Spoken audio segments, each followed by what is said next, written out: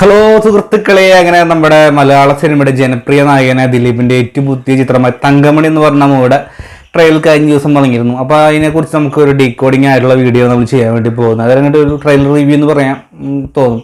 കാരണം എന്താണ് തങ്കമണി സ്റ്റോറി കാര്യങ്ങളോ നമുക്കറിയാവുന്ന കാര്യം തന്നെയാണ്. എങ്കിലും ട്രെയിലറിനെ കുറിച്ച് എന്താണ് അവർ ട്രെയിലറിൽ എന്തൊക്കെയാണ് സംഭവവികാസങ്ങൾ ഉണ്ടായിട്ടുള്ള കാര്യങ്ങൾ നമുക്ക് എന്തായാലും കൂടുതലായിട്ട് ചർച്ച ചെയ്യാം. വായു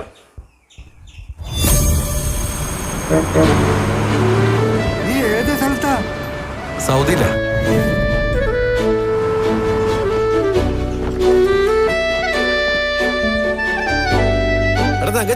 അവനെ നീ ഗൾഫാനായി പോയാലോ?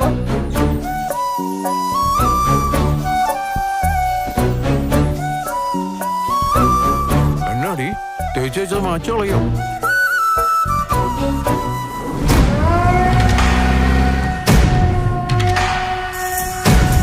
തങ്കമണി എടാ, നമ്മളിത് ചെയ്യത്തില്ലാന്ന് തീരുമാനിച്ചല്ലടാ.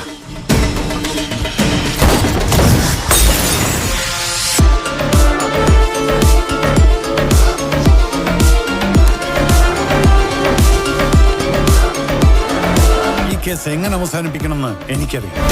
കണ്ട കാട്ടിക്കൊണ്ടേ കളയാൻ എനിക്കവളെ കളഞ്ഞു കിട്ടിയതാണ്.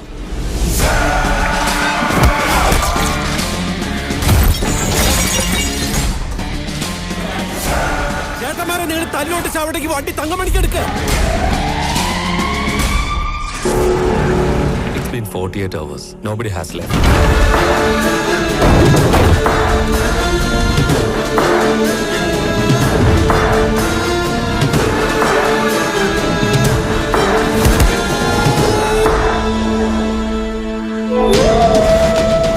എന്നെ ഒന്ന് സൂക്ഷിച്ചു നോക്കടാ.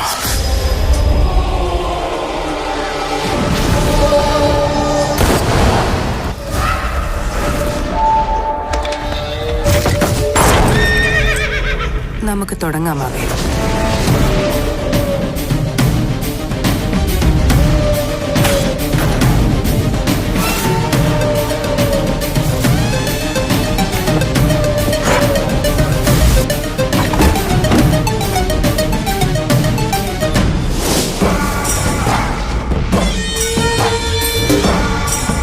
അങ്ങനെ ട്രെയിലർ കണ്ടിട്ട് എൻ്റെ ഡ്യൂറേഷൻ നോക്കി കഴിഞ്ഞാൽ 2 മിനിറ്റും 10 സെക്കൻഡ് ഡ്യൂറേഷൻ കാര്യങ്ങളൊക്കെ കാണിച്ചിട്ടുള്ളത്.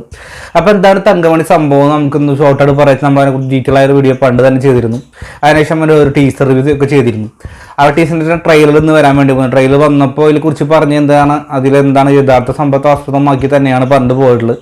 ഇതിലൊരു വ്യത്യാസം എന്ന് വെച്ച് കഴിഞ്ഞാൽ യഥാർത്ഥ സംഭവമാണെങ്കിൽ പോലും അതിൽ കേന്ദ്ര കഥാപാത്രമായിട്ടുള്ള ഒരു വ്യക്തിയുടെ ജീവിതകഥയാണ്. കാരണം അദ്ദേഹത്തിൻ്റെ പ്രണയം, അദ്ദേഹത്തിൻ്റെ ഫാമിലി കാര്യങ്ങളൊക്കെ, പിന്നീട് അങ്ങനെ വേട്ടയാടപ്പോൾ എന്താണ് സംഭവിച്ചത്, റിവെഞ്ചും കാര്യങ്ങളൊക്കെ മുന്നോട്ട് പോയിട്ടുള്ളത് ഒരു ഇമോഷണൽ റിവെഞ്ച് സ്റ്റോറി ആയിട്ടാണ് അവർ ചിത്രീകരിക്കാൻ ശ്രമിച്ചിട്ടുള്ളത്.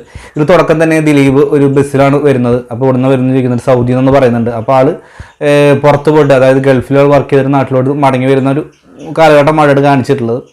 അത് കഴിഞ്ഞ് എന്തൊക്കെയോ പ്രശ്നങ്ങളും കാര്യങ്ങളൊക്കെ ഇമോഷണലായിട്ട് കൊച്ചിരിക്കുന്ന ഭാഗം കാണിക്കുന്നുണ്ട്. അതിൻ്റെ ഇടയ്ക്ക് മനോജ് കെയും വരുന്നുണ്ട്. അപ്പോൾ അതിൽ പൂർണ്ണമായിട്ട് മനോജ് കെയിനാണ് ആ ബസ് മുതലാളി എന്ന കാര്യത്തിൽ യാതൊരു സംശയമില്ല. സുദേവ് നായർ കാണിക്കുന്നുണ്ട്, നിതാ പിള്ളൈ, അതുപോലെ തന്നെ അസീസ് എന്നെ കാണിക്കുന്നുണ്ട്. കുറച്ച് വ്യക്തികളൊക്കെയാണ് ട്രെയിലർ കാണിച്ചിട്ടുള്ളത്. അപ്പോൾ ഇവരെ സുഹൃത്തുക്കളും അദ്ദേഹത്തിൻ്റെ പ്രണയം കാര്യങ്ങളൊക്കെ കടന്നു പോകുന്നുണ്ട്. അപ്പോൾ ഇതിൽ നിതാ പിള്ള ഒരു സാധാരണമായിട്ടുള്ളൊരു ഫാമിലി ഉള്ളൊരു കുടുംബമായിട്ട് പോകുന്നൊരു പെൺകുട്ടിയാണെന്ന് തോന്നുന്നു. കാരണം ദിലീപിൻ്റെ വീട്ടിൽ ജോലിക്ക് നിൽക്കുന്ന ഭാഗം ചെറിയ സീൻസൊക്കെ കാണിക്കുന്നുണ്ട്. പിന്നെ പഴയൊരു കാലഘട്ടമാണ്, അതുകൊണ്ട് തന്നെ ആ കോസ്റ്റ്യൂംസും കാര്യങ്ങളൊക്കെ ആ ടച്ച് പിടിക്കാൻ ശ്രമിച്ചിട്ടുണ്ട്. അതൊരു പരിധിക്ക് അപ്പുറത്തോട്ട് ട്രെയിലറിൽ വിജയിച്ചിട്ടുണ്ട്. ഇങ്ങനെ ചിത്രം കാണുമ്പോൾ എത്രത്തോളം ഉണ്ടെന്നുള്ള കാര്യത്തിൽ പറയാൻ സാധിക്കില്ല. അതുപോലെ മേക്കിങ്ങും കാര്യങ്ങളൊക്കെ നല്ല രീതിയിൽ തന്നെയാണ് ട്രെയിലർ എടുത്ത് വെച്ചിട്ടുള്ളത്. കാരണം നമ്മുടെ രജിസ്റ്റർ രഘുനന്ദൻ എന്ന് പറയുന്ന എല്ലാ രീതിയിലുള്ള മേക്കിങ്ങും കാര്യങ്ങളൊക്കെ അതേ രീതിയിൽ ട്രെയിലർ എടുത്ത് കാണിക്കുന്നുണ്ട്. നമുക്ക് മേക്കപ്പിൻ്റെ കാര്യത്തിലോ അല്ലെങ്കിൽ ഡയറക്ഷൻ്റെ കാര്യത്തിലോ യാതൊരു സംശയം ഉണ്ടാവില്ല. അതുപോലെ തന്നെ പ്രകടനം ഓക്കെ ആയി കഴിഞ്ഞാൽ പക്ഷേ വലിയൊരു വിജയമാവാൻ ചാൻസുള്ള മൂവി തന്നെയാണ് തങ്കമണി എന്ന് പറഞ്ഞിട്ട് മൂവി. കാരണം ഒരു ജനപ്രിയ നായകൻ എന്ന് പറയുമ്പോൾ ദിലീപിൻ്റെ ഒരു പഴയകാല ഒരു കംബാക്ക് കിട്ടാൻ ഒരു പക്ഷേ ചാൻസ് ഉണ്ടാവും ഒത്താൽ.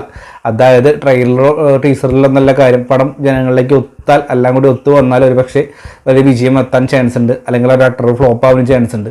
കാരണം യഥാർത്ഥ ഒരു സംഭവമായിട്ട് വന്നിട്ടുള്ള ചിത്രങ്ങളൊക്കെ ഒരു പരിധിക്ക് അപ്പുറത്ത് നമ്മൾ പക്ഷേ സ്വീകരിച്ചിട്ടുള്ളൂ. 2018 ആണെങ്കിലും അതുപോലെ അവസാനം അറിയാൻ മഞ്ഞിമ്മൽ ബോയ്സ് ഒക്കെ ആണെങ്കിൽ പോലും.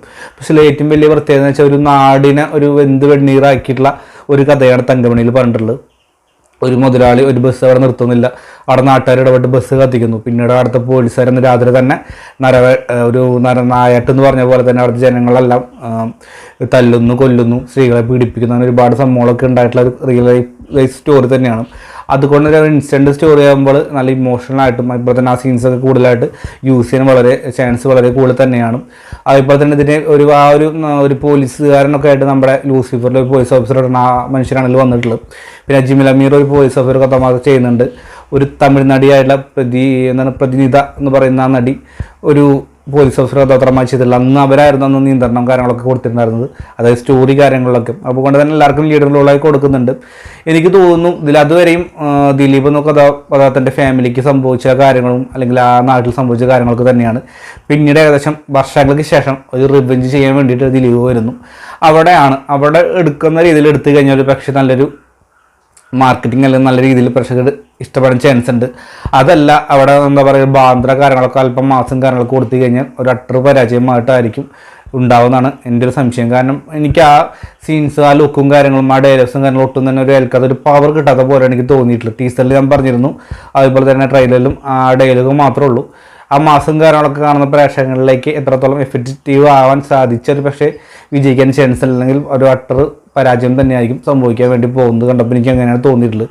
കാരണം ഒരു റിയൽ ഇൻസ്റ്റൻറ്റ് സ്റ്റോറിയിൽ ആ സ്റ്റോറിയിട്ടാകുമ്പോൾ അത് പഴയൊരു കാലഘട്ടത്തിലേക്ക് കൊണ്ടുവന്ന് പിന്നെ പുതിയൊരു കാലഘട്ടത്തിലേക്ക് മാറ്റി വരുമ്പോൾ അതിലിപ്പം നായകൻ എന്ന് പറയുന്ന ഒരു കൊമേഴ്ഷ്യൽസും കാര്യങ്ങളും മാസും കാര്യങ്ങളൊക്കെ കൊടുത്തു കഴിഞ്ഞാൽ എത്രത്തോളം വിജയിക്കുമെന്ന് നമുക്ക് കണ്ടു തന്നെ സാധിക്കുള്ളൂ.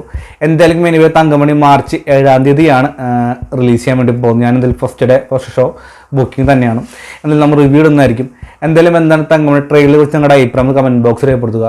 അതുപോലെ തന്നെ നമ്മളിതിൽ ആരും വ്യക്തിഗതമായിട്ട് ആരും അപമാനിക്കുന്ന കാര്യങ്ങളൊന്നും ട്രെയിലർ എനിക്ക് മനസ്സിലായ കാര്യങ്ങളൊക്കെ നമ്മൾ വീഡിയോ പറഞ്ഞിട്ടുള്ളൂ. അത് അഭിപ്രായം തന്നെയാണ്. നിങ്ങളുടെ അഭിപ്രായം കമൻറ്റ് ബോക്സിൽ രേഖപ്പെടുത്തേണ്ടതാണ്. ഞാൻ പറഞ്ഞ എൻ്റെ അഭിപ്രായമാണ്. അപ്പോൾ നമ്മുടെ വീഡിയോ ഇഷ്ടപ്പെട്ടാൽ നേരത്തെ പറഞ്ഞ പോലെ തന്നെ ലൈക്കും ഷെയർ ചെയ്യുന്ന കാര്യം മറക്കണ്ട. അതായിരിക്കും ബൈ ഫ്രണ്ട്സ്.